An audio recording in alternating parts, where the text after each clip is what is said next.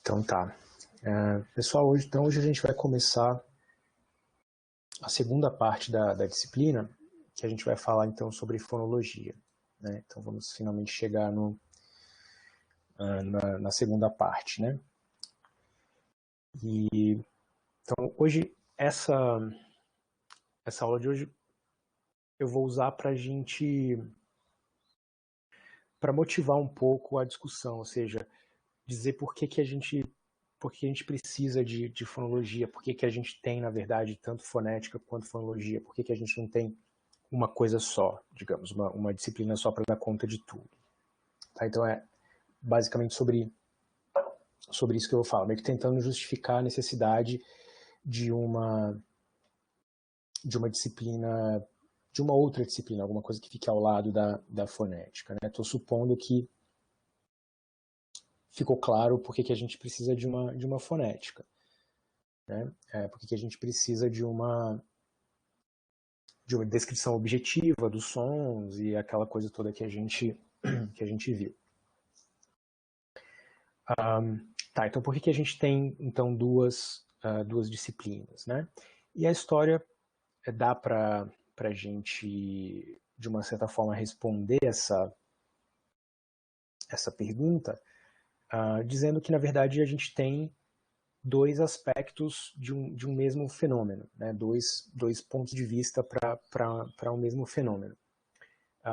Lembra também que eu falei um pouco sobre isso quando a gente estava falando sobre fonética, a ideia de que, na verdade, é um pouco difícil você falar de fonética sem falar em absoluto, né, sobre questões de língua. Né? Lembra que num dos textos que vocês leram lá no começo, a própria definição de fonética que o autor dava, o Maurice Halley, ele dizia, bom, fonética é o estudo dos sons como entidades de uma determinada língua. Porque senão a gente estaria estudando basicamente acústica ou simplesmente, sei lá, estudando a fisiologia do corpo humano e parte das possibilidades da nossa fisiologia, da nossa anatomia produzir sons e tal. Mas é relevante o fato de que a gente que essas entidades que a gente estuda são sons da fala, sons que fazem parte de uma determinada língua. Então, ok, isso vale para a própria fonética. Agora, uma outra coisa que também a gente acabou tocando quando falou sobre fonética é que a ideia de que ela, pelo menos em tese, deveria ser uma descrição universal, ou seja, você tem uma teoria fonética para todas as línguas. Obviamente, as línguas têm sons diferentes, às vezes bastante diferentes. A gente até pode discutir o fato de que duas línguas, de repente, têm uma fonética muito parecida. Mas a ideia é que aqueles símbolos que a gente está usando, o arcabouço geral para descrição, para classificação dos sons, o alfabeto que a gente usa para transcrever é o mesmo para todas as línguas. Vale universalmente. Né? Embora, de novo, as línguas sejam um tanto diferentes umas das outras. A fonologia, por outro lado, trata de aspectos que são particulares para cada língua, que tem a ver com como cada língua organiza de forma estrutural os sons, os seus sons. Então a gente já pode pensar aqui, tem algumas pessoas que gostam dessa descrição, dizem que a fonologia seria a gramática dos sons, ou seja, seria um assunto que está na mesma ordem de fenômeno, digamos, da morfologia, da sintaxe e tal. Faz parte das regras de funcionamento de uma língua. E a gente sabe que uma das coisas que diferencia uma língua de outra língua são essas regras, que a gente, enfim, vai chamar de gramática, um funcionamento particular, né? Tá? Então, assim, uma das coisas que depois eu vou falar um pouquinho mais sobre isso, a gente acaba fazendo referência a um vocabulário que provavelmente vocês viram na aula de introdução à linguística e devem ter visto, devem a essa altura já ter falado sobre SOCIR, sobre o curso de linguística geral e tal. E então a gente pode recorrer, a gente pode falar sobre fonética e fonologia pensando, por exemplo, na dicotomia língua e fala, por exemplo, né? Depois eu falo mais sobre isso. Mas então, assim, se a gente quiser começar com caracterizações para uma e para outra, né? Então a fonética trataria dos aspectos universais e a fonologia vai tratar daquilo que é especial e específico para cada língua. Tem outras maneiras da gente pensar nisso e eu vou chegar lá. Então a questão é o que faz, uma das questões é o que faz uma língua ser diferente de outra língua. E se a gente fosse responder do ponto de vista da fonética, a gente diria, olha, elas são diferentes se você pegar o português e o espanhol, se você pegar o português e o mandarim, são claramente diferentes do ponto de vista fonético. Os sons que estão lá são diferentes. É lógico que a gente sabe que não é só isso, né? Tem outras coisas ali. Enfim, uma morfologia, uma sintaxe, etc. Mas se a gente estivesse pensando só nessa... Se a gente estivesse falando só do componente sonoro, né? Duas línguas são diferentes só porque a coleção de sons de cada uma delas é diferente, né? E aí, bom, a resposta é, em parte sim, elas são diferentes porque elas são foneticamente diferentes, mas tem mais coisa, de novo, sem subir para outros níveis de análise, ficando só no nível dos sons, né?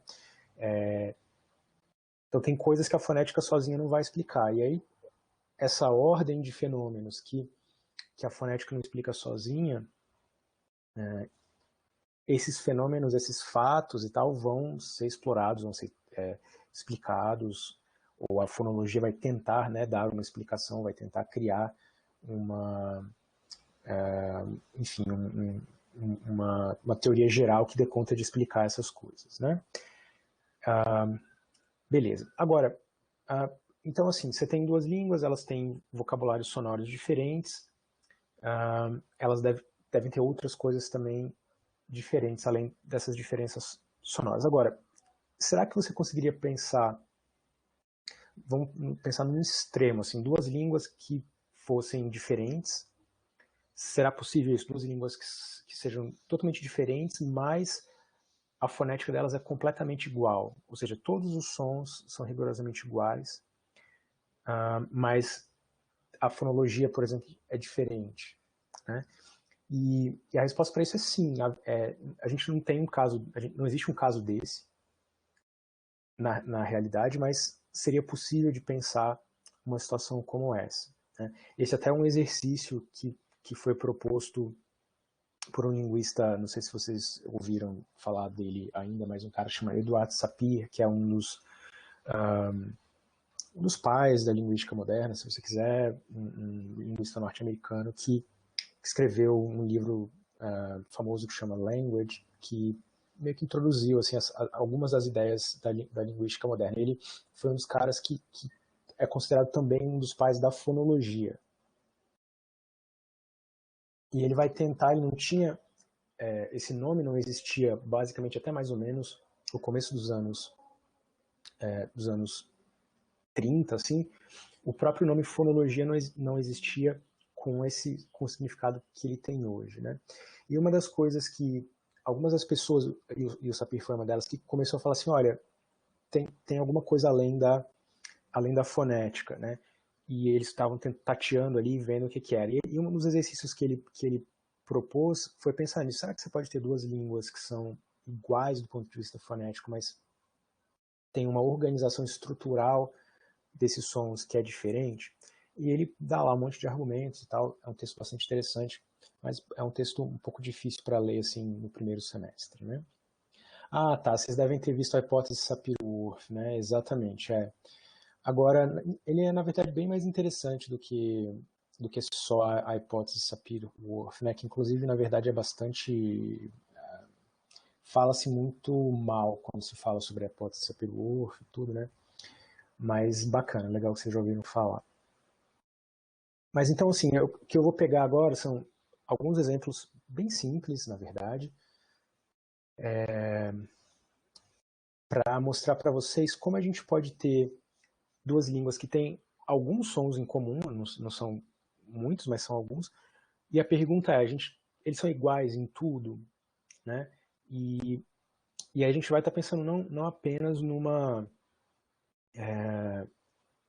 nos detalhes fonéticos, mas o funcionamento desses sons numa língua ou noutra é igual. E a pergunta vai ser, essas diferenças podem ser explicadas foneticamente ou não? Ou a gente precisa de outra explicação, né? Então vamos começar com um exemplo. Então você tem dois sons, a fricativa glotal e uma aproximante, o R, né, que poderia ser uma das transcrições para o nosso R caipira. Né? Beleza, então seria o H e o R. E a ideia é, bom, esses dois sons existem no inglês e no português. E a gente teria que começar a fazer a gente começaria primeiro por uma descrição fonética, e aí isso, esse aqui é um som que é uma fricativa, assim, assado, o outro é uma aproximante e tal, uma aproximante reflexa, e aí, tá, e aí o que acontece?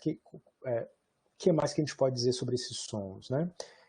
Uma das coisas que a gente pode falar sobre um som é o que a gente chama de distribuição, ou seja, onde é que esses sons aparecem, né? Nem todo som aparece em todos os lugares, digamos assim, ou seja, não aparece em todas as posições, não aparece... por exemplo, a gente viu que em muitos dialetos do português, as vogais E, O não aparecem em sílaba pré-tônica, por exemplo, e certamente não aparecem em sílaba pós-tônica. Então, isso é uma restrição de distribuição. Caracteriza o português. Caracteriza alguns dialetos do português, não outros. Né? Em outros dialetos do português, E e O podem acontecer tranquilamente em posição pré-tônica, por exemplo. Então, isso seria um estudo que a gente caracterizaria como um estudo de distribuição dos sons. Então, no caso do inglês, se a gente ouvir a língua, né, muitas vezes, a gente tiver uma experiência com ela, a gente vai entender que, a gente vai perceber que pode acontecer os dois sons, o H e o R, em começo de palavra, e aí você tem uma série de exemplos, tipo hope e rope, home e roam. E veja que interessante, eu peguei alguns casos em que tem uma coisa legal aí que é o que vem depois desse som de interesse, que é o H ou o R, o resto do som é igual, o resto da palavra é igual, certo? Então é hope, você põe o H ou R e tem hope ou rope. Então isso é uma coisa interessante, por quê? Porque a gente tem duas palavras diferentes, com dois significados diferentes, né? duas formas sonoras diferentes, estão associadas a duas palavras diferentes. Né? E a única diferença do ponto de vista sonoro é a troca de um som pelo outro. Então isso é uma coisa, essa situação, ela tem um nome especial na fonologia, a gente vai dar nome aos bois para isso daqui a pouco. Né? A mesma coisa que com home e roam. Tá?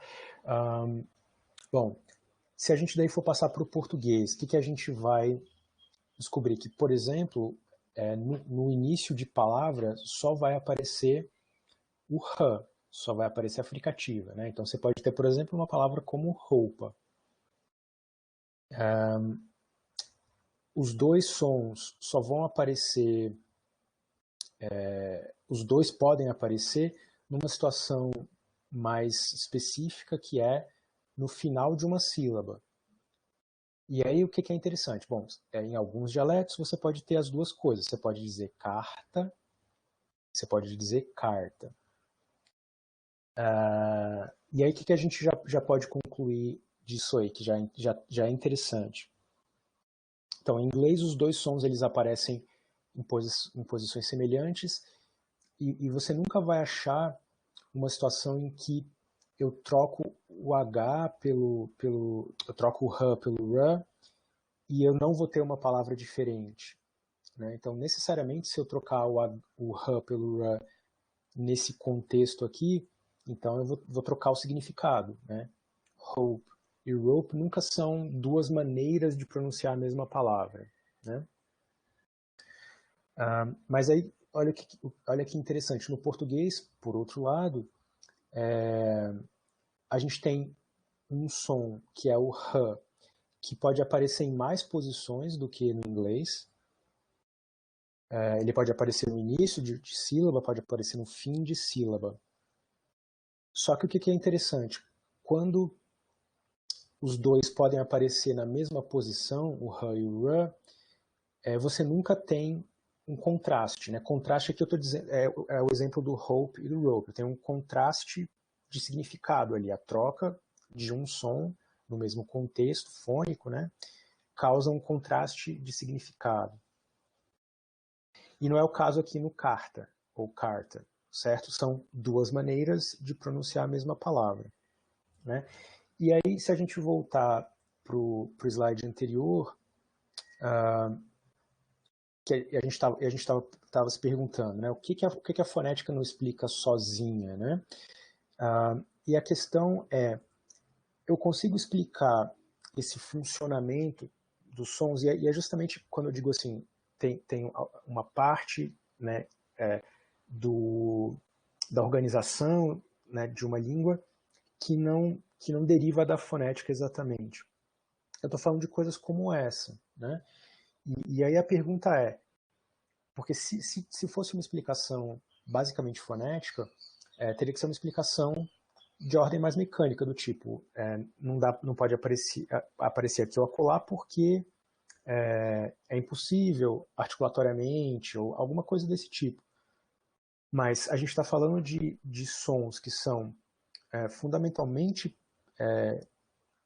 iguais, ou no mínimo muito parecidos numa língua na outra, e cada língua faz coisas diferentes com esses sons. Então, por exemplo, no português a gente, em algumas situações, a gente usa esses dois sons como sinônimos, de um certo ponto de vista. Depois a gente vai dar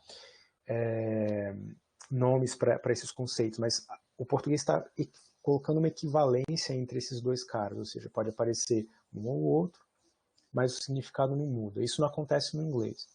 E aí outra coisa, a gente tem uma restrição no caso do português, que é esse som aqui, o R, ele não aparece em início de palavra. Né? Você não vai dizer, embora você possa dizer carta ou carta, sem nenhuma consequência linguística, o que vai acontecer quando, que tipo de coisa dispara quando você fala carta ou carta? São inferências extralinguísticas, ou seja, esse cara fala um dialeto, ele fala outro dialeto, ele vem de um lugar, vem de outro. Né? Agora, quando você diz alguma coisa se eu trocasse, por exemplo, nessa palavra aqui do português, o R pelo R, eu ia ter alguma coisa como roupa. Né? Ou seja, não seria nem um pouco difícil ou estranho do ponto de vista articulatório pronunciar essa sequência, roupa. Agora, o que acontece quando você pronuncia alguma coisa como roupa? A pessoa vai dizer o quê? Né? Assim, eu posso inferir pelo contexto que você quer dizer roupa, mas você está falando roupa de um jeito estranho. Né? Isso se a pessoa simplesmente fala assim, eu não sei o que você está falando. Né? Então, o fato de roupa não querer dizer nada em português, ou ser um jeito estranho, eventualmente com sotaque, de dizer roupa, é uma restrição do português, mas não é uma restrição fonética. Né? Porque não tem nada a ver com possibilidade ou impossibilidade de pronunciar ou entender aquele som naquele contexto. É uma questão daquilo não fazer parte do sistema do português, aquilo não existe, digamos assim. Né? Então, ou seja, a gente já tem um conjunto de de restrições, de possibilidades que as línguas impõem para os seus sons, que não tem nada a ver com propriedades exatamente sonoras. Tá? Então é uma coisa, portanto, essa é uma coisa que é, a princípio, arbitrária, ou seja, o fato de que não existe esse som R em início de sílaba, ele tem a ver com acidentes históricos, ou seja, o português atual, né, tem uma história que vai atrás, né, até um determinado ponto, né, que você ainda tem um português antigo, depois você passa para um latim vulgar, etc. E nessa história, por algum acaso, esse som R não apareceu naquela posição, e à medida que nos diversos estágios pelos quais a língua passou, aquele som por acaso não apareceu, né? E a gente tem casos, obviamente, de sons que mudam conforme a língua, conforme passe o tempo e a língua mude, né? Então sons novos aparecem, por isso que a gente não fala exatamente, né, latim, a gente nem usa os mesmos sons do latim, a gente, né, outras coisas mudam, né, gramaticais, morfológicas, etc., mas mudam também do ponto de vista fonético e do ponto de vista fonológico também. Tá? Então, esse é um exemplo. Deixa eu ver aqui o comentário da Agatha. É interessante ver isso do ponto de vista da educação. Falantes não nativos geralmente acabam vendo exatamente, né, hope, rope como homófonos, exatamente. Porque o que acontece se a gente, como falantes de português brasileiro, a gente associa a essa letra R um som que justamente seria o som que em inglês dá R, né? Então, para quem está chegando no inglês, talvez pronunciasse a primeira palavra como hope, né? Porque em português o H não tem som, e pronunciasse hope, né? A segunda palavra, porque muito provavelmente no dialeto dessa pessoa, né, essa letra R vai ter o som de R, né? Então, na verdade, enfim, isso é um aspecto já de análise fonológica de uma determinada língua, né? Bom, um outro exemplo para a gente pensar nas mesmas coisas, né, no mesmo tipo de raciocínio aqui. De novo, um exemplo que compara o português com o inglês. E aqui, assim, não tem nenhuma razão especial para ter escolhido o inglês e o português, a gente poderia ter escolhido outras línguas, mas, enfim, funciona para o que a gente quer aqui, né? Então, a gente tem um outro par de sons, o t e o ch, que existem nas duas línguas. Vamos ver como é que isso funciona, né? Então, por exemplo, no inglês, você tem uma situação parecida com aquela que a gente tinha no outro exemplo, que era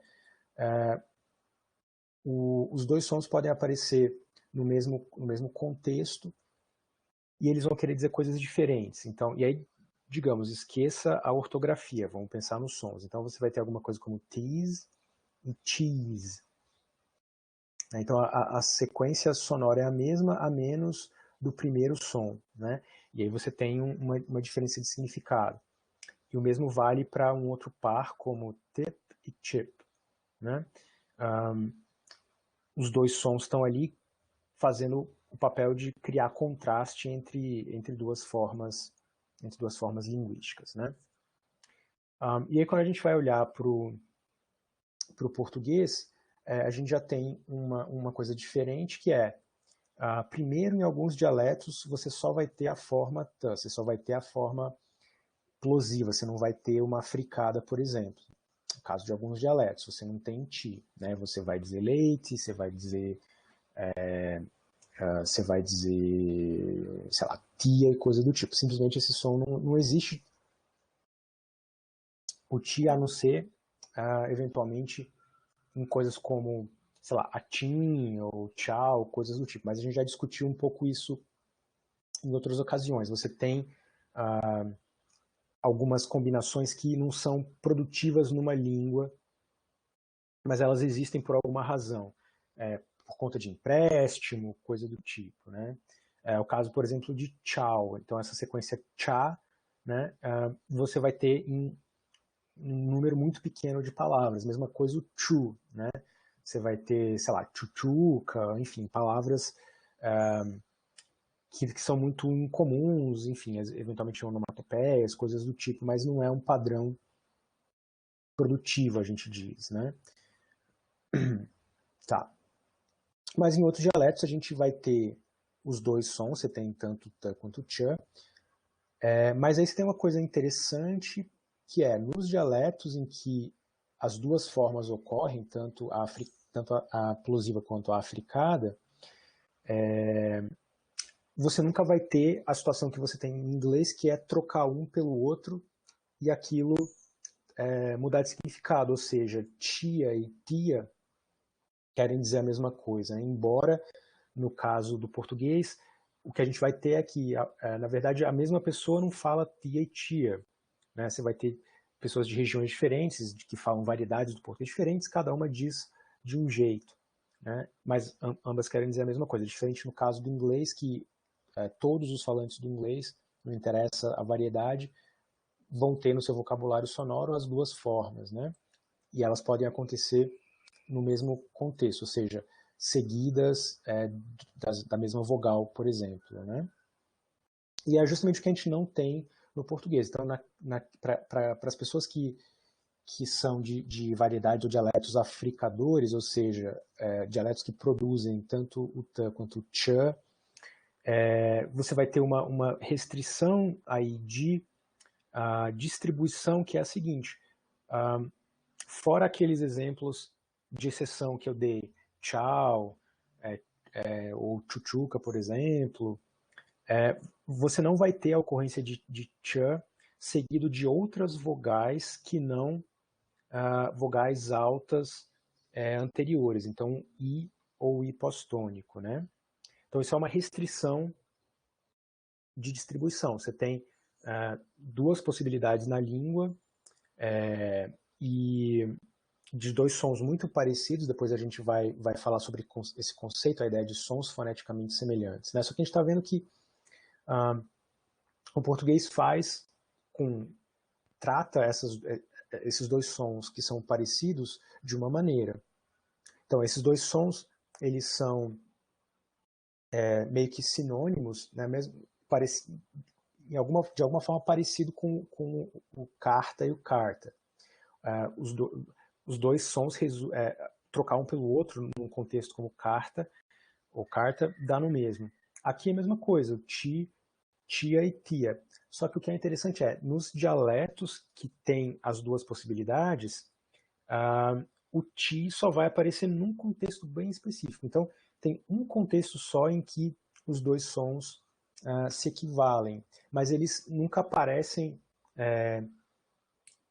na companhia das mesmas vogais, digamos assim, né? Então, ti só aparece com i, e com todas as outras vogais vai o outro som, né?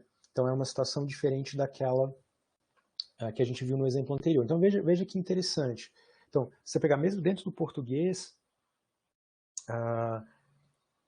ele vai tratar de forma diferente sons que ele vai colocar em relações diferentes sons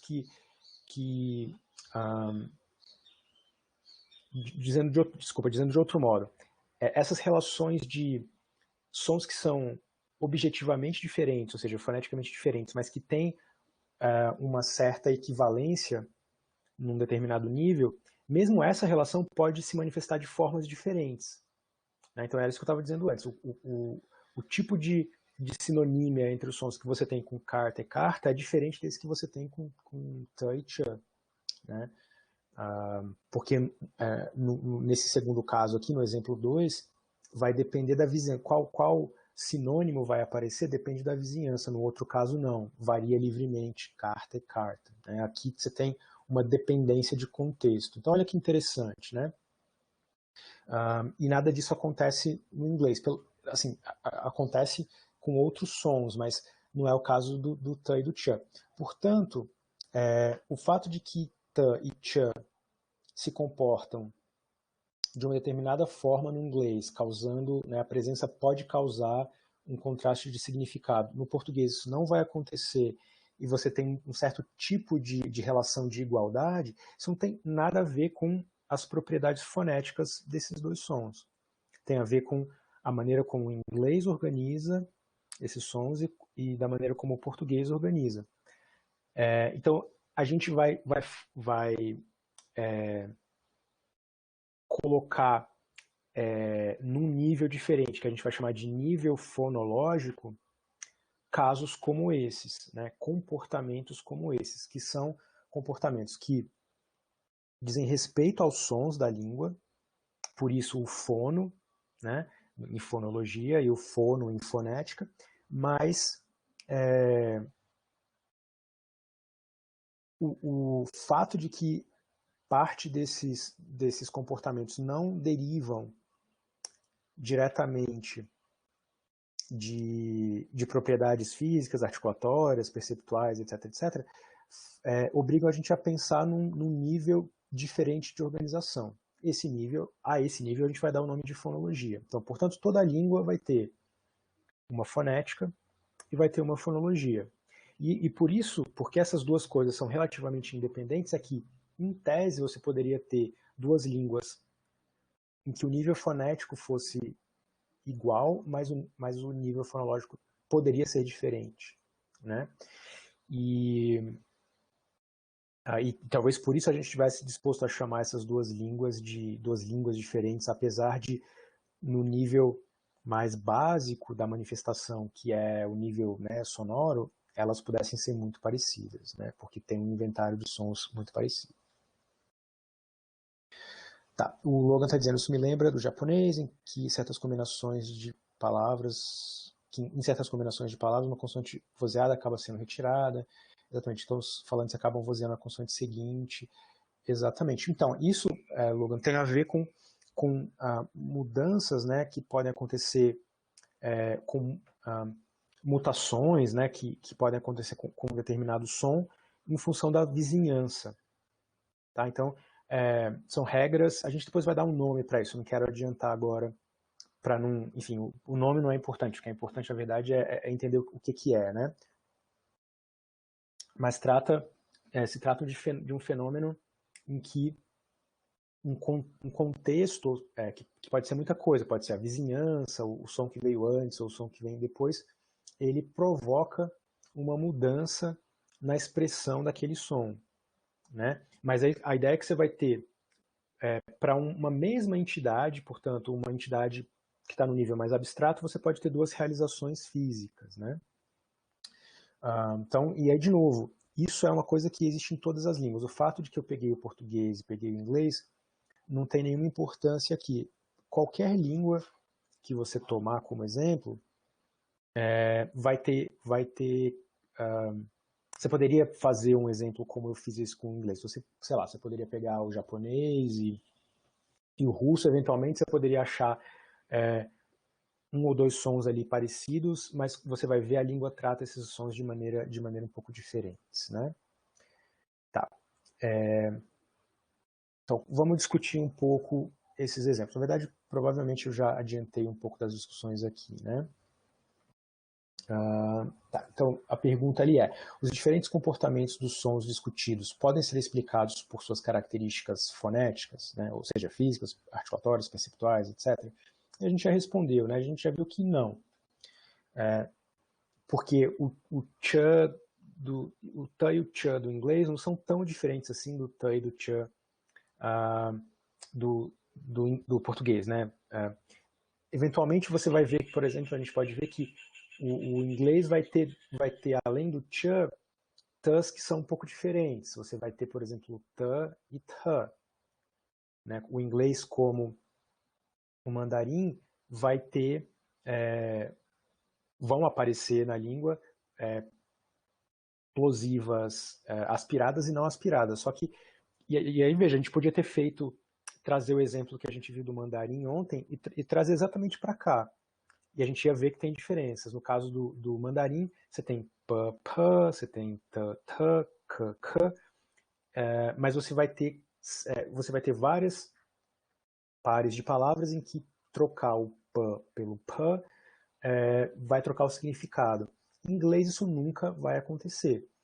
O que vai acontecer é que você tem p e p, só que você vai ter uma situação parecida com a do português no caso do t e do ch. Ou seja, o p e o p nunca vão aparecer para criar contraste, só que você vai ter uma situação em que aparece a versão não aspirada e outros contextos, e eles nunca se misturam, outros contextos em que aparece a aspirada. Né? Então, outro par de línguas tratando dois sons muito parecidos, né, de maneira diferente. Né? Então, não são as propriedades físicas, né, fonéticas. Então, quais são essas propriedades que a gente não explica pelas características fonéticas dos sons? Né? Então, duas coisas aí. Né? Por que alguns pares de sons são usados para diferenciar palavras em uma língua, em outras não? Né? Então, por que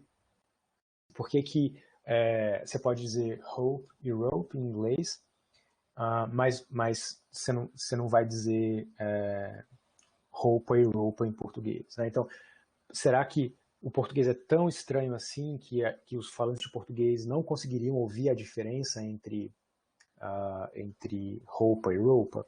Provavelmente não é isso, né? Tá? Então, isso tem a ver com uma escolha da língua. É claro que assim, você só pode opor numa língua, né? Ou seja, só pode usar para criar contraste dentro de uma língua sons que são diferentes foneticamente. Porque se eu disser o seguinte, a palavra, eu tenho duas palavras na minha língua. Uma é pata e a outra palavra é pata. Entende? Elas são foneticamente iguais. Então como é que eu ia saber se isso supõe que pata quer dizer copo e o outro pata quer dizer, sei lá, relógio. Então como é que você sabe se eu estou dizendo, né, copo ou relógio? Então, assim, claro que um requisito básico para você criar contraste na língua é que as coisas que contrastam têm que ser minimamente contrastantes do ponto de vista físico. Então, não posso querer criar contraste de significado, portanto, contraste linguístico, se eu não tenho coisas foneticamente diferentes. Né? Agora, dado que eu tenho coisas foneticamente diferentes, por que uma língua vai usar esse contraste objetivo para contrastar significados e por que outra língua vai deixar de aproveitar essa possibilidade? É uma coisa que, como eu disse, é uma coisa arbitrária da língua. Né? Então, isso não é uma propriedade do nível da fonética, é uma propriedade de outro nível. Então, a gente vai chamar esse nível de fonológico. Né? Ok, e aí por que sons que são foneticamente diferentes, porque essa na verdade aqui é o grande mistério, por que dois sons que são foneticamente diferentes podem ser considerados iguais numa determinada língua, né? Isso já mostra que a gente tem que ter um nível mais abstrato, no qual eu posso considerar que duas coisas que são diferentes são de uma certa forma igual. E veja que a gente faz isso cognitivamente o tempo inteiro, porque, por exemplo, você pega um chihuahua e você pega, sei lá, um chihuahua e um pastor alemão e você chama tudo de cachorro, né? Então, assim, você está abstraindo um monte de detalhe quando você diz esses dois indivíduos aqui são representantes de uma mesma espécie, né? E veja que a gente pode ser ainda mais abstrato, por exemplo, e a gente pode criar uma categoria de quadrúpedes, onde você vai colocar um chihuahua, um pastor alemão, um cavalo e um elefante. Né? Então, assim, por que a gente faz isso? Porque a gente está abstraindo detalhes físicos e a gente está ficando com alguma coisa que sobrevive, né, a esse apagamento de características mais concretas. Né? Agatha, enfim, a semântica trata disso, né, de categorização e tal. Daí tem toda uma discussão na semântica se é, por exemplo, esse tipo de categorização, se é uma coisa linguística ou se é uma coisa cognitiva, e a língua se apropria disso e tal, né? Mas, enfim, tem a ver com semântica sim, né? Tá, então isso aqui, na verdade, é o que é mais interessante, porque o exemplo de cima, você poderia dizer o seguinte, o português escolhe contrastar umas coisas, o inglês contrasta outras, o chinês outra, e o russo ainda outras, né? Mas por que que dentro de uma mesma língua a gente é capaz de... E aí, veja, você não precisaria necessariamente de um nível muito abstrato para explicar por que uma língua escolhe, né, pecinhas verdes, azuis, amarelas e roxas, e outra língua escolhe pecinhas de outras cores totalmente diferentes. Você pode ter meramente uma escolha do seu vocabulário de sons. Mas quando você entra para esses casos, quando você começa a considerar esses casos em que você começa a colocar em igualdade, digamos assim, você considera duas coisas objetivamente muito diferentes como iguais num determinado nível, então você já está falando em outro nível, no nível de abstração. E aí você necessariamente deu um passo além da fonética, né? Então esses são os verdadeiros casos que obrigam a gente a admitir que você precisa de um outro nível além da fonética, né? Então vamos falar de algumas propriedades fonológicas, né? Então não são propriedades mais puramente fonéticas. Então vão ter a ver com esse nível um pouco mais abstrato, né? Então uma propriedade que está no nível da fonologia e não exatamente no nível da fonética é a propriedade de você criar oposição ou contraste, né? Então casos como aqueles do inglês, tipo rope e hope, mas também casos no português como bala e mala, por exemplo, né? O bala e pala. Eu troco um pan por um ban e eu tenho palavras diferentes, troco o ban pelo man e tenho palavras diferentes, né? Mas ao mesmo tempo também eu tenho aquelas propriedades de equivalência, né? Tipo em carta e carta, esses dois sons diferentes, ha e ra, estou colocando no nível de igualdade ali, ou seja, trocar um pelo outro, embora sejam coisas diferentes, não causa exatamente contraste, né? Então a gente está falando sobre pelo menos dois planos de funcionamento, um mais abstrato, fonologia, um mais físico, tem a ver com a fonética. Tá? Então, enfim, isso é uma divisão que é uma divisão didática. Quando você começa a olhar para certos casos, então você começa a pensar, bom, mas será que do ponto de vista que esse funcionamento fonológico não pode estar inspirado por questões fonéticas e tal, mas assim, para uma apresentação didática, a gente costuma fazer essa diferença, tá? E aí, aqui entra aquilo que eu tinha falado, que era o conceito saussuriano, né? A dicotomia saussuriana entre língua e fala, né? Então, se a gente pensar nos equivalentes para essa coisa da língua e da fala, então a fonética estaria para a fala, assim como a fonologia estaria para a língua, né? Então, se vocês lembram da discussão na introdução à linguística, qual que é a história da língua e da fala, né? Então, a história a fala é o particular, a fala é o que acontece a cada instante, né?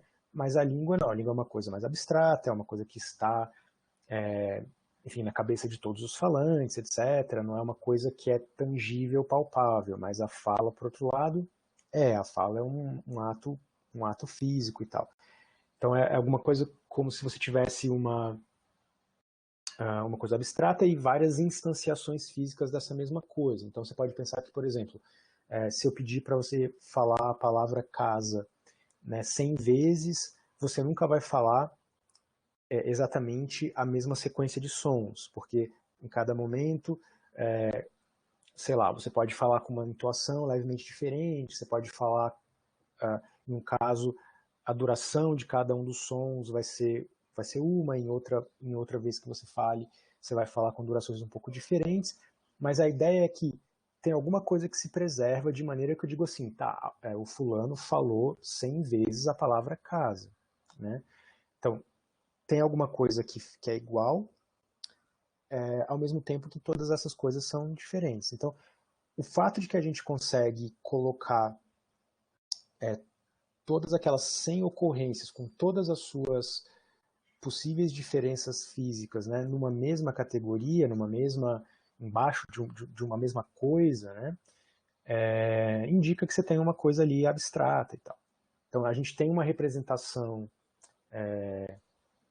em algum nível que abstrai certos detalhes, né. Claro que parte do conhecimento linguístico é o conhecimento dessas coisas abstratas e, ao mesmo tempo, o conhecimento de como essas estruturas abstratas se realizam concretamente, né? Porque, de novo, é uma coisa que volta lá para uma das primeiras aulas dessa disciplina. A gente se comunica através da fala. Então, eu só sei que existe língua, eu só sei que as outras pessoas pensam alguma coisa porque elas externalizam, né? Se a gente não fosse capaz de externalizar, os outros seriam pedras para a gente, porque a gente simplesmente não conseguiria saber o que pensam ou deixam de pensar, né? Então, esse sistema abstrato só presta para alguma coisa, digamos assim, porque ele se realiza fisicamente. Então, você tem essa... a língua é isso, é o fato de que você tem uma conversa permanente entre esses elementos abstratos e esses elementos físicos, né? Então, parte do desafio é justamente fazer uma distinção entre essas coisas e entender o que está no nível abstrato e o que está no nível físico. Tá? Então, um jeito interessante de entender essa separação de trabalhos entre a fonética e a fonologia foi expressa por esse cara que chama Nikolai Trubetskoy, que é também um dos pais da fonologia, né? E ele colocou essa questão de um jeito interessante. Ele diz o seguinte: a fonética procura descobrir o que de fato se pronuncia ao falar uma língua, e a fonologia o que se crê pronunciar, né? Então é um jeito bem simples, assim, quase banal, mas ele aponta para os lugares certos. Então, no caso da fonética, a história a gente está preocupado com a objetividade, ou seja, quando a pessoa diz casa, né, que sons ela falou, qual foi a articulação, etc.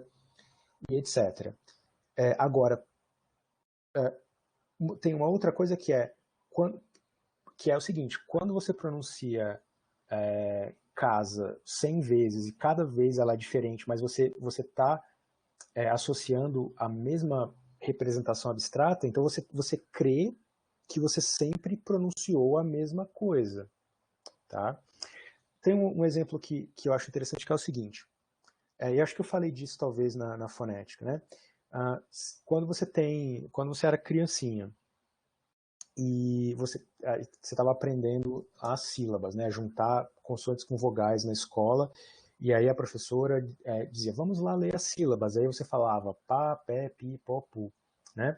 Então, o que você achava? Que você estava pronunciando sempre a mesma consoante quando você dizia pá, quando você dizia pé, pi, pó e pu. Agora, quando você lia a mesma sequência, só que com T, você dizia, se você é um africador, né, você vai dizer tá, té, ti, tó, tu. Então veja que você não está pronunciando sempre o mesmo som, porque, bom, nem as plosivas são todas rigorosamente iguais, né, mas principalmente você com certeza não se dava conta de que quando chegava no I, você estava pronunciando um outro som completamente diferente. Né?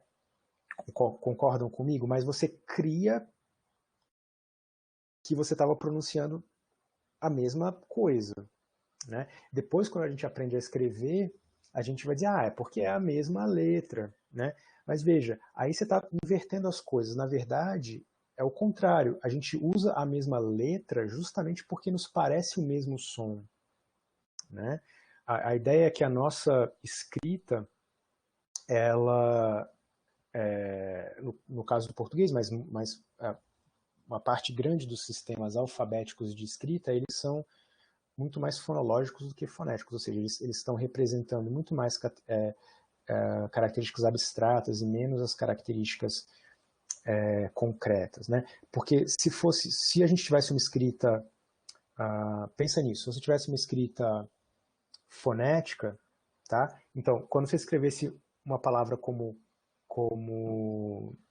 banana, você teria que ter 3 letras diferentes para a vogal, né? Porque você não diz banana, né? É banana. Então, o primeiro A, ele é oral e ele é mais aberto. A da tônica é uma vogal reduzida e nasal, e a última vogal é uma vogal pós-tônica, bastante reduzida do ponto de vista articulatório, centralizada e tal, mas não é nasal. Então veja, você tem 3 vogais completamente diferentes. Né? Se a nossa escrita fosse uma escrita mais fonética, a gente precisaria de 3 símbolos diferentes. Né? Então a gente teria, na verdade, uma coisa muito mais próxima de uma transcrição do que um registro ortográfico, digamos assim. Né? Então essa é a ideia por trás de dizer que a fonologia estuda o que a gente crê pronunciar. Não é? Porque é a mesma coisa. Vamos voltar, por exemplo, quando você diz carta e carta, embora você faça julgamentos do tipo, né, o sujeito que fala carta veio de um lugar e não de outro, etc., você crê que você está escutando a mesma palavra. Né? Mesma coisa com tia e tia, e com outros exemplos que a gente possa imaginar. Então quando a gente crê que pronuncia de maneira igual coisas que são diferentes do ponto de vista fonético, você tem uma questão fonológica ali. Né? Então você tem 2 sons diferentes que estão, por alguma razão, em alguma circunstância, sendo colocados no mesmo saco, digamos assim. E o que é saco aqui? É uma categoria abstrata. Tá? Então, a fonologia tem tudo a ver com isso. Ficou claro? Deu para entender?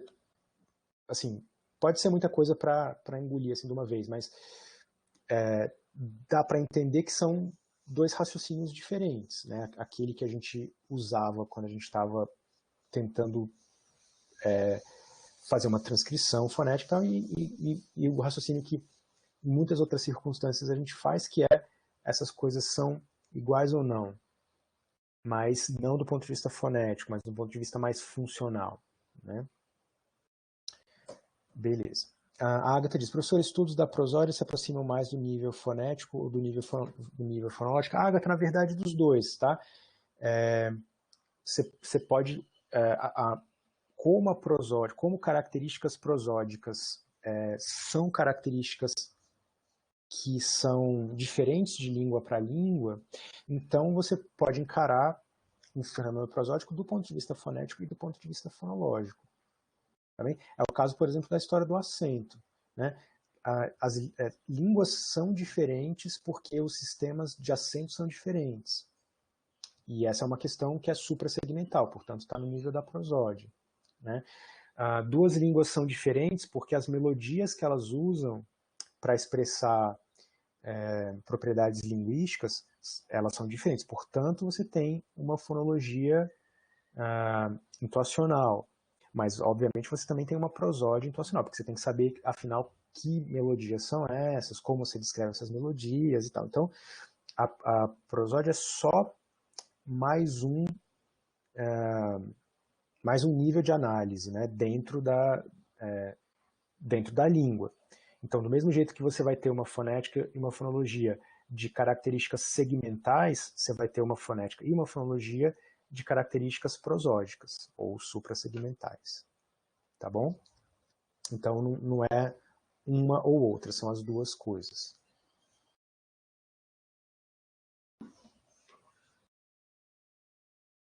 Tá, vamos lá. Então, uma outra coisa que tem a ver com propriedades fonológicas, isso aqui é muito legal.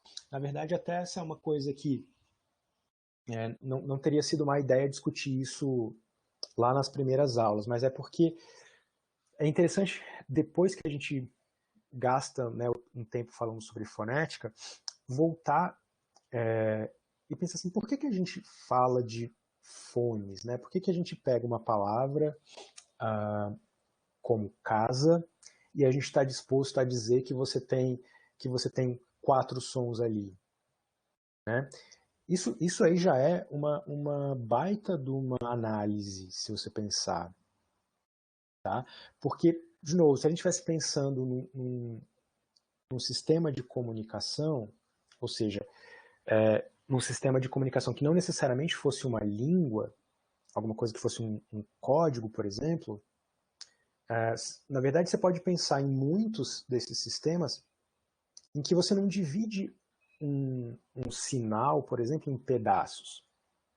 Pensa, por exemplo, um exemplo clássico, sei lá, as bandeiras que você usa para sinalizar coisas no mar, ou aqueles movimentos que os carinhas ficam fazendo no aeroporto para guiar um avião. Né? Aquilo é um sistema, é um código, está comunicando algumas coisas. Agora, você não estabelece um alfabeto para aquilo, um alfabeto fonético, digamos, ou um alfabeto da sinalização manual. Você não parte aquelas bandeirinhas em pedaços e tal. Cada bandeirinha ou cada movimento diferente transmite uma mensagem integralmente. Né? E assim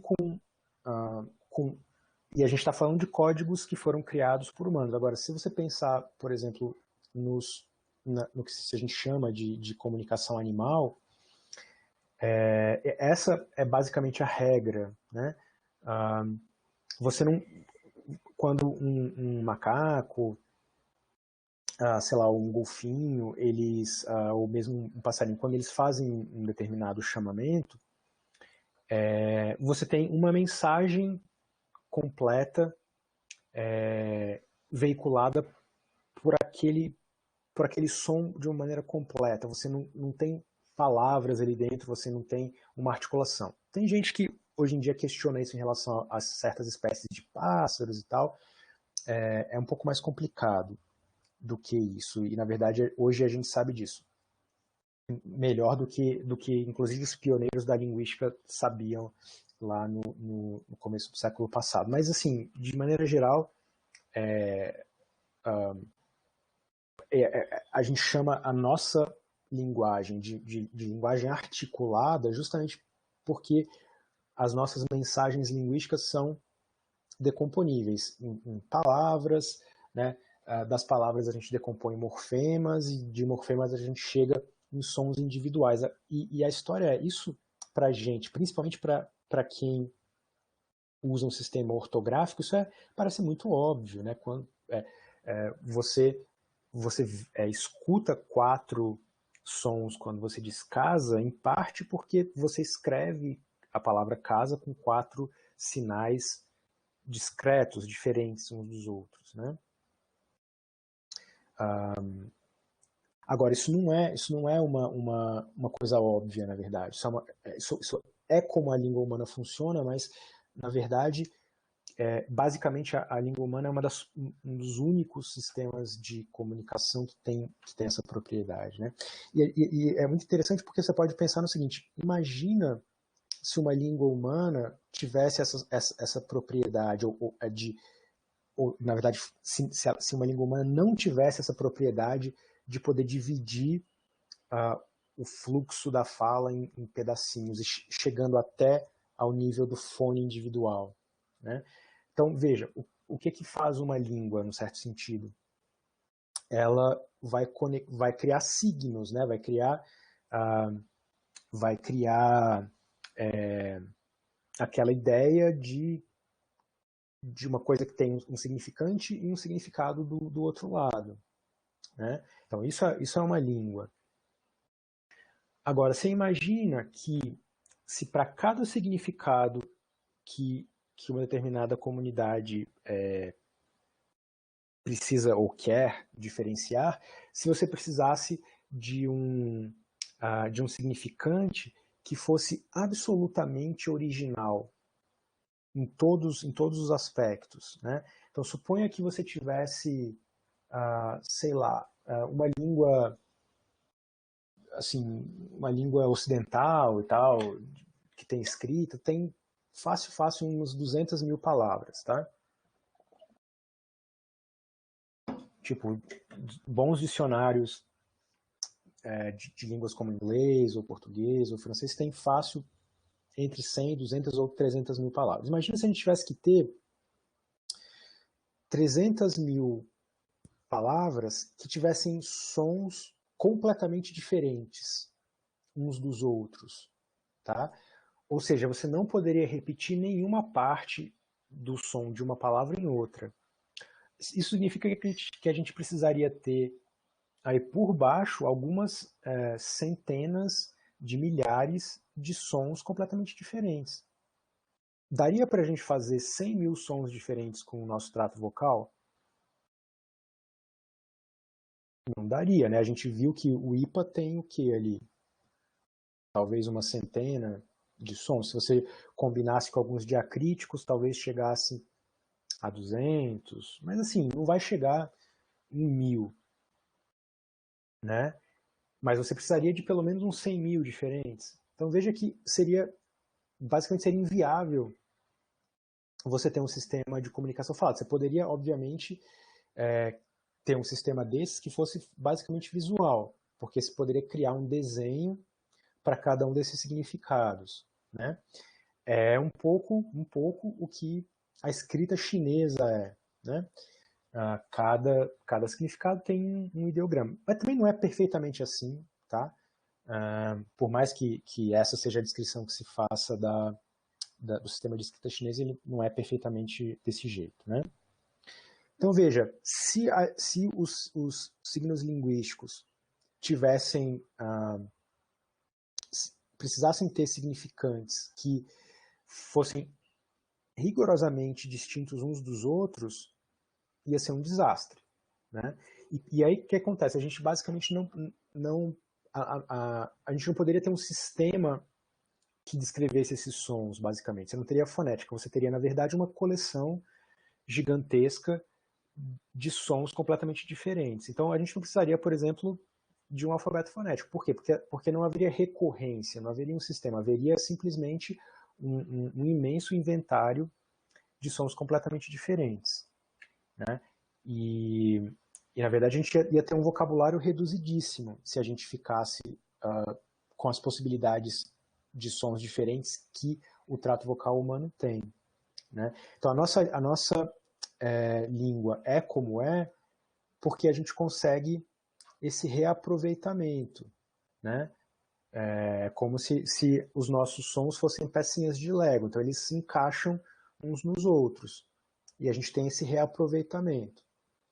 Então eu tenho um conjunto finito de elementos e eu posso ter combinações desses elementos e, portanto, eu multiplico a possibilidade de criar significantes, né? Porque eu reaproveito. Se eu não tivesse essa reciclagem, aí seria aquela situação que eu estava dizendo antes, muito complicada, né? E aí vê que interessante, por exemplo, então, no português eu tenho esses três sons aqui, A, Z e R, e, e então eu posso criar, por exemplo, uma palavra como azar ou rasa, por exemplo, né? Então veja que eu usei mais do que, né, usei duas vezes esse som e usei os outros dois sons em posições diferentes para fazer azar e rasa, por exemplo, né? Se você pensar no inglês, né, eu tenho esses três sons e mudando a ordem, pá, eu vou chegar em três palavras, por exemplo, act, tack e cat, por exemplo, né? Então, imagina, aí a história é essa, imagina se a gente não pudesse fazer isso. E a questão é, o fato de que eu faço isso, de que você pode ter pedacinhos que são reaproveitados, isso não é uma coisa óbvia, né? E não é uma coisa natural. E tanto não é natural que até onde a gente saiba, a gente não tem nenhuma evidência assim, irrefutável de que outros animais façam. Animais não humanos fazem. Então, talvez isso seja uma propriedade da nossa cognição. Portanto, não é uma propriedade física também, é uma propriedade abstrata. Essa ideia de você pegar, de você considerar que o fundamental não é o som de cada significado, mas sim eu posso considerar independentes esses pedacinhos que se rearranjam e arranjos desses pedacinhos podem formar coisas que têm significado. Isso é uma tremenda de uma vantagem que basicamente só a gente tem, que a gente saiba. Né? E olha só que interessante, ao mesmo tempo, as pecinhas são reaproveitáveis, mas lembra do exemplo que a gente deu. As línguas, por outro lado, impõem restrições a esses arranjos, né? De maneira que nem todos os sons do português podem aparecer em qualquer posição, né? Ou em qualquer ordem. Então, no português, a gente não pode ter uma sequência ininterrupta de 10 consoantes, por exemplo. Então, olha que sistema complexo e interessante, né? E aparentemente exclusivamente humano. Então, essa propriedade que parece meio boba, meio elementar, ela não tem nada de bobo, muito menos de elementar. E ela está na base de uma das propriedades que é considerada exclusiva da língua humana, que é chamada de dupla articulação. Tá? E ela está por trás desse princípio arquitetônico, se você quiser, né? Desse princípio de organização. Então, qual que é a ideia aí da dupla articulação? É a seguinte, então pensa numa palavra, por exemplo, como casei. Tá? Então, essa sequência, casei, tem significado, certo? Você entende o que é quando eu digo, né, casei na semana passada, você tem uma série de coisas que você sabe sobre essa palavra, né? Mais uma coisa que você pode fazer é você pode pegar essa palavra e dividir. Ela não é monomorfêmica, digamos assim, ela é divisível. Então você tem, por exemplo, a sequência cas, que a gente vai chamar de raiz verbal, depois vocês vão ver isso aí bastante em morfologia. Né? E você tem outro pedacinho que é o ei, e para cada um deles você atribui algum significado. Então, por exemplo, cas é a raiz verbal. Então, tem um monte de outras coisas que você pode fazer com cas. Você pode dizer, sei lá, casei, casava, casarei, né? Coisas do tipo. Então, e você tem uma. Por que isso é chamado de raiz? Porque todas as formas que você cria com essa raiz preservam de alguma maneira um núcleo de significado. Né? Ok. Bom, o outro pedacinho, o ei. Então isso é o que? É uma desinência verbal. Então você sabe que só esse pedacinho, se você souber que isso é um morfema, que isso é uma desinência em especial, você vai saber que ele está dando tá contribuindo com um ingrediente de significado que é dizer que o verbo ao qual você encaixar essa desinência vai ser um verbo que está na primeira pessoa, está no singular, indica que o verbo aconteceu no passado e que estava no modo indicativo. Né? Então, você pode dizer, sei lá, ao invés de casei, você pode dizer um outro verbo. Amarei, por exemplo. Então, você vai saber que, né, ao significado básico da raiz você vai dizer que aquilo aconteceu na primeira pessoa, no singular, né, no tempo pretérito, no modo indicativo, etc. Então, cada um desses pedacinhos tem um significado individual, né, um significado independente. Agora, vamos pegar a raiz aqui cas, né, de caseiro. Se a gente dividir agora o que sobrou, a gente vai chegar em quê? Vai chegar em três coisas. K, A, Z. Quando a gente dividiu nesse nível, o que a gente não tem mais? Significados individuais. Porque qual é o significado de K sozinho? Qual é o significado de A sozinho? Qual é o significado de Z sozinho? Você não tem, né? Claro que o A, por exemplo, sozinho poderia ser um artigo, né? Um artigo definido no feminino. Mas, enfim, essas três coisas só têm um significado se elas estiverem numa sequência, né? Quando você chega nesse nível, claro que tem palavras ou morfemas que têm só um segmento. É o caso do A, é o caso do Z, por exemplo, se ele for plural, né? Mas, enfim, são meio que exceções, né? Tem muito poucos morfemas que só tem um segmento, né? Pelo menos no caso do português. Então, veja, o que a gente está vendo com esse exemplo aqui, que parece meio banal? A gente está vendo que as estruturas que têm significado, elas são feitas, qual é a matéria-prima delas? Elas reaproveitam unidades que não têm significado, né? E é por isso que a gente pode ter a riqueza de palavras que a gente tem. Porque né, cada morfema que a gente tem, né? Para não dizer palavra aqui, porque palavra e morfema não são a mesma coisa, mas, enfim, mas também isso não importa muito para a discussão agora. Mas a ideia é essa, que essas palavras que têm significado independente, elas só podem existir porque elas estão se aproveitando do fato de que tem algumas unidades, subunidades ali que não têm significado, né? E olha que interessante, você vai ter raízes morfológicas, ou seja, palavras que têm significado, que são diferentes, mas elas basicamente reaproveitam o mesmo material. É o caso, por exemplo, de pata e tapa. As unidades sem significado que estão aqui nas duas são as mesmas, só que elas estão só rearranjadas, né? Então veja, se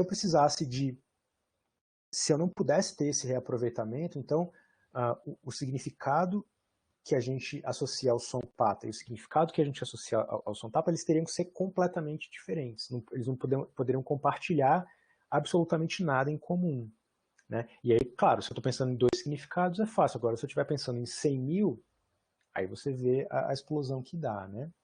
Então, por conta do fato de que eu tenho pedaços sem significado, mas que podem ser reaproveitados e rearranjados, e coleções desses pedaços sem significado se juntam em unidades maiores, e daí essas unidades têm significado,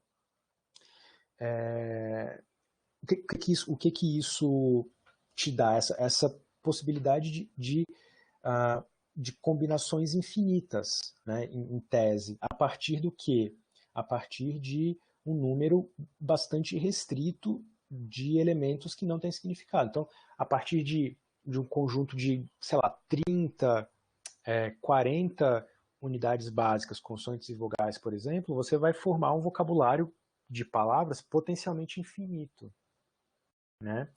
E isso é uma coisa econômica, uma coisa, uma propriedade que, enfim, super interessante e que dá para um sistema de comunicação uma flexibilidade incrível, mas, de novo, isso não isso se torna mais impressionante ainda, porque isso não é uma coisa que acontece com qualquer sistema, né, de comunicação. Aparentemente só a língua humana tem de fato essa propriedade, né? Os sistemas de comunicação animal que a gente conhece basicamente são um som, um significado, né? Então um som que é único, que tem pedaços que nunca se repetem.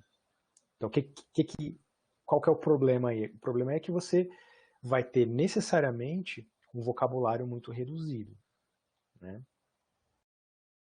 Deu para entender essa história? Então, a dupla articulação é um negócio super interessante e muito definidor do que é a língua humana. Tá? Se você for olhar em muitos manuais de linguística, eventualmente vão começar lá por uma discussão do que é a língua, o que é a linguagem, o que é sistema de comunicação, código, lá. E vai aparecer lá o que diferencia uma língua humana, né, uma língua, o que a gente também chama de uma língua natural, de outros tipos de linguagens ou códigos, blá blá. O fato de que a língua humana tem dupla articulação. Tá bem? O João pergunta, cada língua tem um padrão para organizar essas estruturas ou é um processo aleatório? É um processo que não é aleatório, mas cada língua tem o seu, né? Isso é uma coisa interessante também. Existem coisas que a gente chama de universais linguísticos. E tem a ver com o fato de que as línguas são bastante diversas, mas essa diversidade não é absoluta, digamos assim. Muitas línguas partilham traços em comum. Então você tem, na verdade, grandes famílias. Né? Você pode dividir as línguas em famílias, por exemplo, né? Ou em línguas parecidas por razões genéticas, o que significa, não é genética no sentido biológico, mas é genética no sentido de, sei lá, a gente diz que o português vem do latim, por exemplo, o espanhol vem do latim, e coisa do tipo. Isso é uma análise genética, porque né, a língua que a gente tem hoje está bastante relacionada no passado com uma outra língua. Mas a gente pode também classificar as línguas por outros tipos de traço, por exemplo. Né, línguas em que, por exemplo, a ordem básica dos constituintes de enunciado é o sujeito, verbo e objeto. Né? Outras línguas são, sei lá, objeto, verbo, sujeito, alguma coisa do tipo. Então o que a gente vê é isso, que existem grandes categorias de variação, né? Não é uma variação infinita. Tá? Não sei se respondi a pergunta, João. Veja, assim, a língua tem várias coisas arbitrárias, né? Bom, primeiro de tudo, a relação entre o significado e os significantes é arbitrária. Então, vocês leram lá o Saussure e entenderam isso aí, né? E o fato de que uma língua, sei lá, por exemplo, uma língua você não pode ter,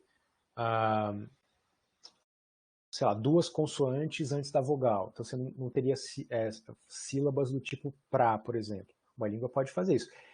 Você pode dizer que isso é arbitrário? Pode dizer que sim. E porque uma língua tem isso e a outra não tem, não é uma coisa que tem uma explicação lógica. Né? Significa que uma comunidade, por uma razão que não é manifesta, digamos assim, vai por um caminho ou vai por outro. Né? Agora, a história é essa, que quando a gente olha para as línguas como um todo, e a gente vê os mecanismos que elas criaram para se organizar, a gente vê que não é infinita essa variação. Você pode agrupar algumas segundo certos tipos de critério. Né? Então, tem uma limitação para esse tipo de variação. E aí, essa é uma coisa interessante de se pensar. Por que as línguas também não variam assim loucamente? Por que tem alguma restrição para essa variabilidade? Aí a gente vai pensar se é biológico, se não é, se é uma restrição que tem a ver com questões da organização das pessoas em comunidades, coisas desse tipo. Tá bom? Tá. Vamos olhar agora para um outro tipo de propriedade fonológica. Então, assim, fenômenos que acontecem que estão na ordem do fonológico. Então, aí alguém tinha perguntado da história do japonês e tal. E aqui a gente pode pensar que o que o Logan estava pensando lá no japonês tem a ver com isso. Que é essa ideia de que os sons podem variar. E o que significa os sons podem variar? Que uma mesma categoria abstrata pode ter mais do que uma realização fonética, né, segundo o contexto, tá, e de acordo com estruturas. Então significa que um som, um elemento na vizinhança de outros pode mudar. Tá? Ou, por exemplo, um determinado som numa sílaba e não em outra sílaba, na sílaba inicial ou na sílaba tônica, etc., você vai ter uma manifestação de um som ou uma determinada categoria abstrata. Vai ter uma realização ou outra, dependendo dessas coisas.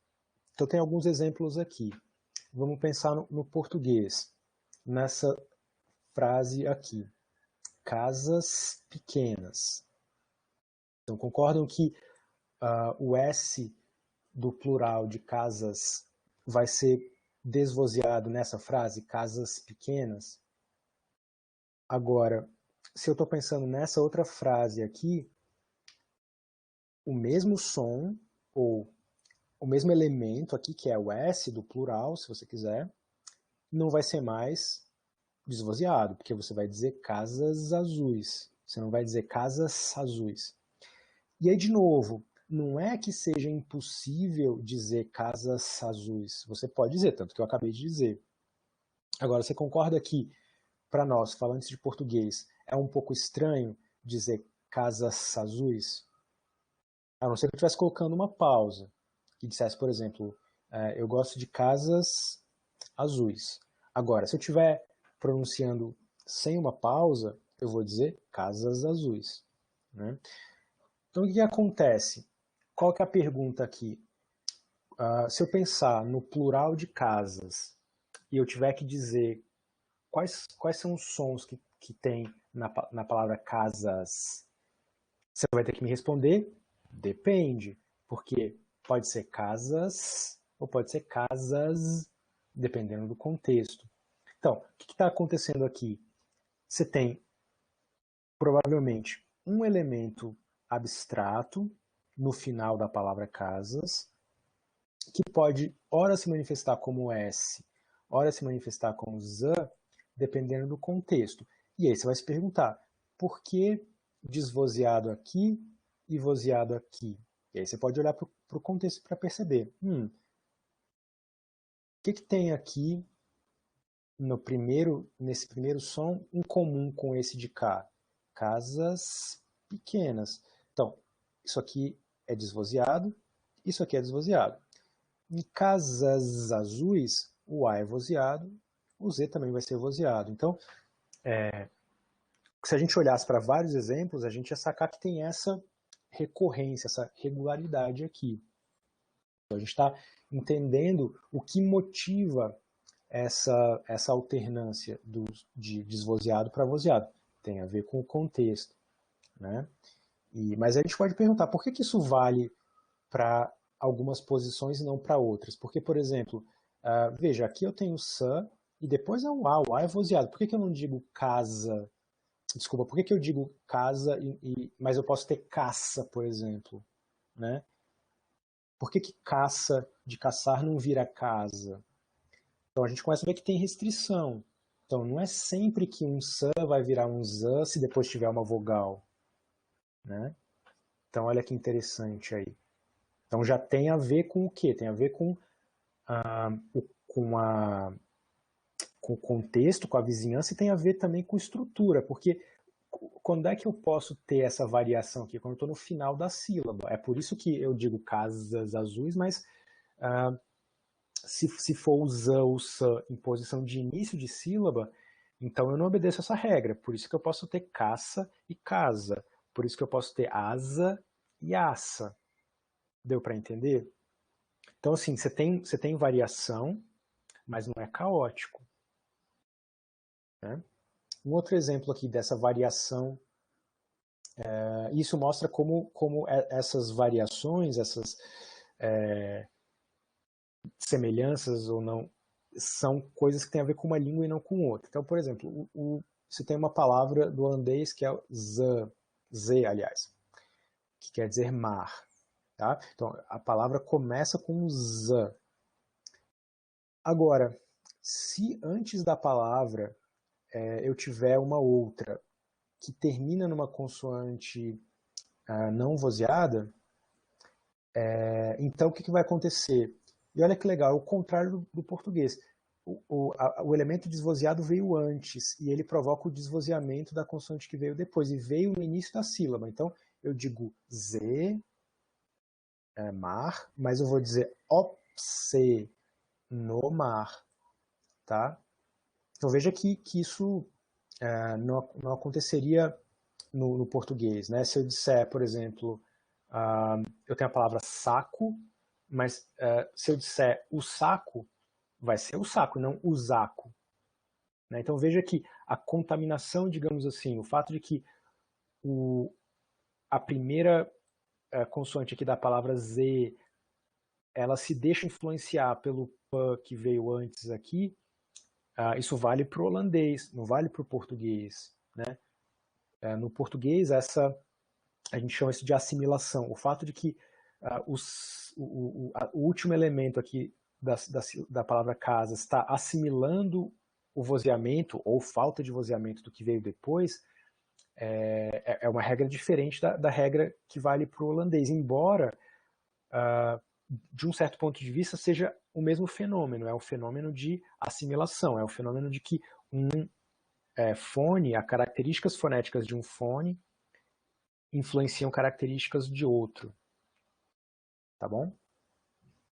A Rafaela diz aqui, professor, não sei se relaciona, mas e quando se tem duas palavras com a mesma pronúncia, mas com propósitos diferentes, como caçar e caçar? Aí uma questão puramente da ortografia, Rafaela, mas tem um negócio interessante aqui, porque veja, do ponto de vista fonético é a mesma coisa, caçar e caçar, duas, isso aqui seriam homófonos, a gente poderia dizer.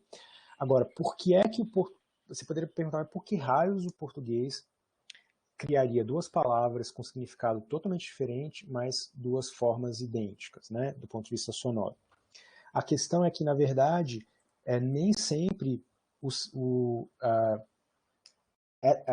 caçar, no sentido de abater um animal, foi pronunciado assim.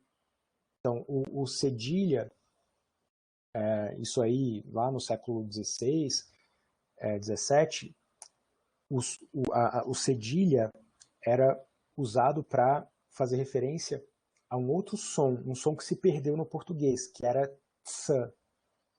Tá? Então, na verdade, você tinha caçar e caçar. Né? E aí essa coisa da mudança linguística, esse ts desapareceu na língua. Né? E aí você criou uma homofonia. Né? Mas o que acontece é que hoje a gente tem homófonos, são duas palavras com dois sentidos diferentes, mas a pronúncia é idêntica. Né? Tá bom? Agora, pelo menos elas não são homógrafas, então você sabe que elas soam da mesma maneira, mas você tem pelo menos uma dica ortográfica para sacar que são dois significados. A pior é manga, por exemplo, que é homófono e homógrafo, né? Então a manga fruta é a manga da camisa, mas a escrita é igual, o som é igual. Aí veja que complicação, né? Então por isso que as línguas evitam esses casos, né? Elas tentam manter os significados ligados a significantes que são minimamente diferentes, né? Que é confusão, né? Isso é confusão. Bom, vamos voltar. Então, outras propriedades interessantes aí, né? Então, veja, o inglês tem esses três sons aqui, p, t e k, mas esses sons também podem ser p, t, k, você pode ter a contraparte aspirada, mas você tem aquele caso em que você tem contextos para cada uma dessas coisas acontecer. Então, qual que é a história? Quando as consoantes, quando Pataka forem as únicas consoantes no início de uma sílaba, você vai ter a aspiração. Então você vai dizer tack. Nessa outra palavra aqui, o tan não está sozinho. Então ele não vai ser aspirado. Então é stack e não stack. Tá? Então você vai dizer pen, mas você vai dizer span e não span. Tá? Então você tem uma mesma entidade abstrata, ela pode se manifestar fisicamente como duas coisas diferentes, como dois fones diferentes. E isso vai depender do contexto. Então, e qual que é o contexto aqui? É a estrutura da sílaba. Né? Se for uma sílaba do tipo CV, consoante vogal, então vai aparecer a versão aspirada. Se for uma sílaba complexa, que tem mais do que uma consoante, então vai aparecer a versão não aspirada. Né? E aí para voltar a falar de arbitrariedade, por que não é o contrário? Por que não é tech e stack? Isso é arbitrário. Né? Mas não é arbitrário o fato de que é sistemático o fato de que eu vou usar sempre as aspiradas num contexto e sempre as não aspiradas em outro contexto. Tá? Então, isso é uma propriedade que é fonológica, não é uma propriedade física desse som versus aquele outro som. Então é o seguinte, dadas essas propriedades, né, que eu estou tentando explicar para vocês, a gente pode pensar em 3 grandes tarefas para a fonologia. Né? E uma delas, a primeira, talvez, é, na verdade, você estabelecer qual é, dado uma determinada língua, estabelecer qual é o inventário das unidades recorrentes ou dos segmentos das diferentes línguas. E isso implica, depois, na verdade, a gente vai ver isso com mais calma, significa você estabelecer quais são os fonemas da língua. Que significa que, por exemplo, se você pegar aquele caso do inglês, tá? Que você tem pataka e pataka. Quando eu estou fazendo uma descrição fonética do inglês, eu vou dizer, então você tem 6 sons diferentes, né? Pataka e pataka. Se a gente olhar, por exemplo, para um fenômeno como esse do inglês, em que você vai ver que p e p nunca vão aparecer no mesmo contexto para diferenciar significados, você vai dizer, então na verdade p e p, eles são 2 roupas diferentes para a mesma coisa. Então eles são 2 realizações fonéticas para um mesmo elemento fonológico. Então esse elemento fonológico é o fonema. Né? Então, e aí a gente vai ver como a fonologia e a fonética se conversam. A fonética vai levantar todos os sons que tem que uma língua usa. Uma outra tarefa, e essa cabe à fonologia, é dizer quais são os sons que são recorrentes, mas que são usados com valor sistêmico, ou seja, são usados para fazer distinção. E nesse processo você vai vendo que você tem sons diferentes do ponto de vista fonético, que estavam descritos como entidades diferentes na sua descrição fonética, mas que na verdade pertencem a uma mesma categoria fônica, uma mesma categoria fonológica. E a gente dá um nome para essa categoria fonológica de fonema. Então essa é uma das primeiras coisas que a fonologia vai ter que fazer. Né? Qual é o inventário das unidades de uma determinada língua. Né? Agora, e é aquela história, só o fato de você saber que a língua vai ter esses segmentos recorrentes, né, individuais, já é uma coisa que é derivada do fato de que a língua tem uma dupla articulação. Né? Então, portanto, é uma coisa que outros sistemas de comunicação não vão ter. Uma segunda tarefa, né, importante para a fonologia vai ser descrever o que a gente chama de fonotaxe. Tá? E fonotaxe está bastante ligada à ideia de sintaxe. O que é a sintaxe? O que estuda a sintaxe? A sintaxe estuda a ordem das palavras na frase. Né? Então, o fato de que eu digo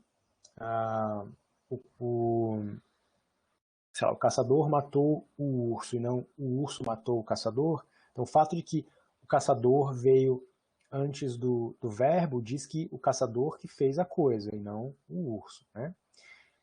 Então isso faz toda a diferença para o significado.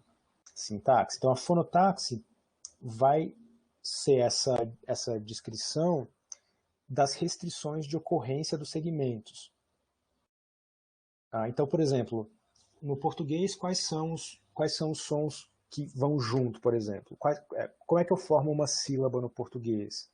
Eu preciso necessariamente de uma vogal?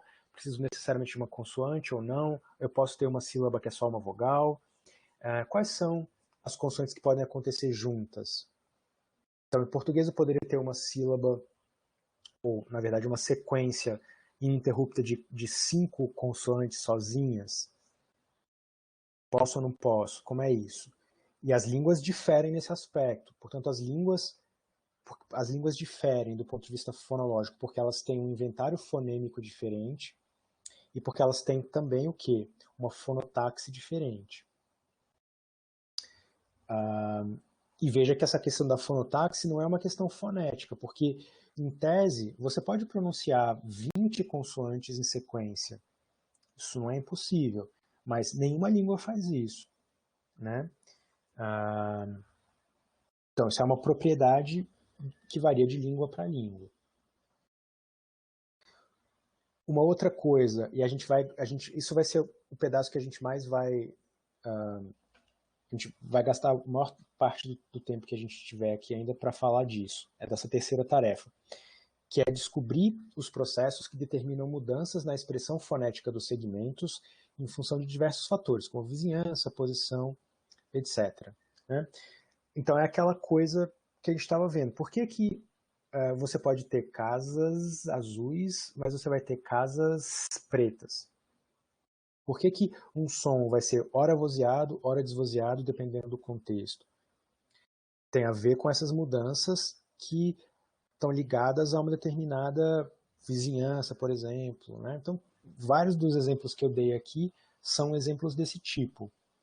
Então, a gente vai descobrir quais são as regras fonológicas dessa língua. Né? Então, muitos desses fenômenos estão sujeitos à regra. Né? Todos esses que eu coloquei nessa transparência aqui, o fato de que, né, o Z vai no holandês, esse cara vozeado vai ficar desvozeado, isso aqui é resultado de uma regra fonológica, uma regra de assimilação de vozeamento, por exemplo. Então a gente tem todo um esforço, então uma das tarefas da fonologia vai ser olhar para uma língua e dizer quais são as regras fonológicas aqui, como é que eu sei qual é qual vai ser a cara fonética de um enunciado, de uma palavra, dado o contexto em que ela está.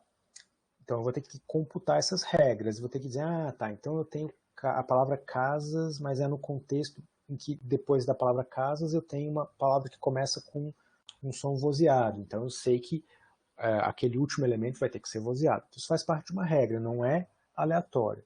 Né? Então a gente vai ter, a gente vai estudar procedimentos para descobrir essas variações, descobrir quais são as regras que estão envolvidas ali, qual é a lógica de cada fenômeno desse, e a gente vai ter padrões, vai ter convenções para formalizar esse tipo de regra. Então, são regras que todo falante da língua tem que conhecer. Né? Falar uma língua significa dominar o inventário fonêmico, né? Significa saber qual é a fonotaxe daquela língua, e significa saber como é que os fonemas do meu inventário, como é que eles se realizam foneticamente. E essa realização fonética pode ser intermediada por uma regra que vai dizer, olha, dado esse fonema aqui, nesse contexto ele vai ter essa realização fonética. Se o contexto for outro, a realização fonética vai ser outra coisa. Então são as regras fonológicas, tá? Beleza. Então, pensando na coisa do inventário fonêmico, aí a gente pode pensar assim, em padrões gerais, né? Então, aqui a gente está vendo alguns resultados de análises linguísticas, né? Que dizem que, por exemplo, a gente tem línguas que variam no seu inventário de fonemas consonantais, né? Desde línguas que têm 6 consoantes apenas a línguas que têm mais do que 100 fonemas consonantais, né? E você tem toda uma variedade aí no meio. Então você pode falar de um inventário pequeno, moderadamente pequeno, médio, né, e muito grande. E esse gráfico que está mostrando para uma amostra bastante razoável de línguas, né, qual é o tamanho típico do inventário fonêmico. E a gente vai ver que o número mais comum é alguma coisa como entre 19 e 25 fonemas vocálicos, né? Na verdade, o português, por exemplo, está, na verdade, nessa categoria aqui do moderadamente grande. E a mesma coisa para as vogais, né? Então você tem desde línguas que têm apenas 2 vogais até línguas que têm mais do que 14, né? E aí, enfim, considera-se 3 aí grandes categorias. Línguas com um inventário pequeno, médio ou grande, né? De novo, o português está aqui, né? Dependendo de como você conta, mais 7 pelo menos vogais, né? Então, assim, essa é uma das primeiras coisas que você faz, e aí você tem gente que daí faz aquilo que eu estava dizendo, que é, vamos olhar para o agregado das línguas para ver como é que as coisas se organizam, né? E aí você vai vendo isso, que tem, na verdade, uma enorme variabilidade, né? Tipo, línguas que têm só 6 consoantes até línguas que têm 100 e não sei quantos. Mas, ao mesmo tempo, não é completamente aleatório, você tem uma concentração, né? Então, a maior parte das línguas do mundo tem um número ali entre 19 e 25. E aí você pode começar a se perguntar por quê? Se esse inventário é uma coisa arbitrária, por que tem uma concentração num determinado intervalo? Será que esse intervalo é ideal por alguma razão? Por uma razão física, por uma razão perceptual, por uma razão cognitiva? Então você tem gente que se preocupa com esse tipo de questão, né? Tentar explicar não uma língua em particular, mas por que o agregado das línguas se comporta de uma determinada maneira, né?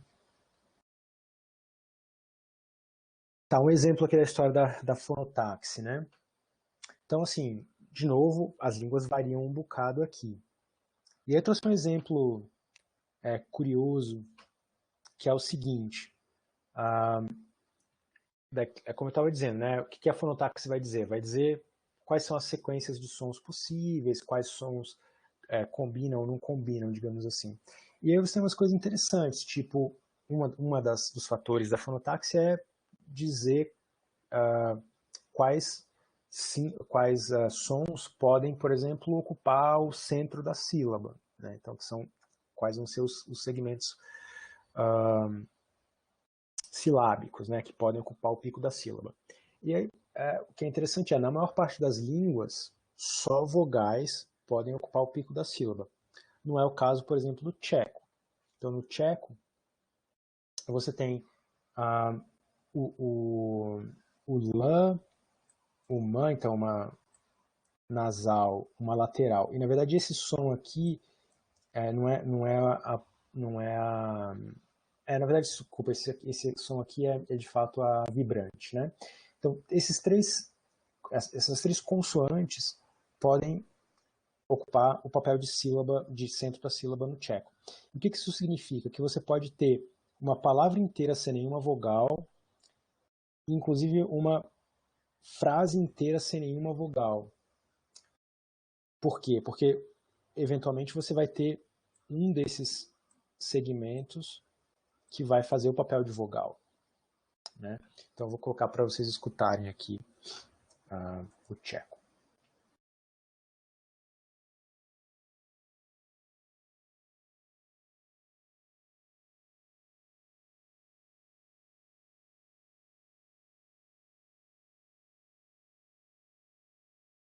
Tá, então vocês vão me dizer se vão escutar.